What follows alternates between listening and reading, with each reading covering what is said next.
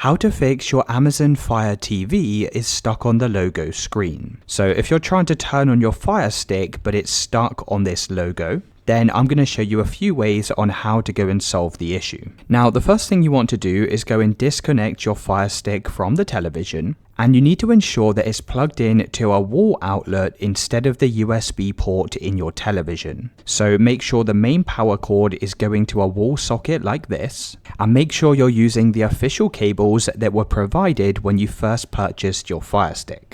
Now, if you've tried turning the Fire Stick on and it's still not working, then what you'll need to do is try power cycling the device. Now, you can do this just by unplugging the Fire Stick and also remove the power adapter from the wall as well. Now, once everything's disconnected, you need to leave it unconnected for 10 minutes. Now, this will drain any residual power that may be left in the device. Once you've waited 10 minutes, you can try replugging your Fire Stick back into the TV, and once again check to see if it solves the issue. If it's still not working and you're using an extender in the Fire Stick, then what you can do is try removing the extender like this and plugging your Fire Stick directly into the TV. You can also try using a different HDMI port. It could be the case that the HDMI that you're using is a faulty HDMI. If it's still not working, then go and turn on your Fire Stick and come over to the Fire Stick remote control. You then need to press and hold down the following keys. So you're going to press this back arrow key here and also the right hand key on this circle at the top.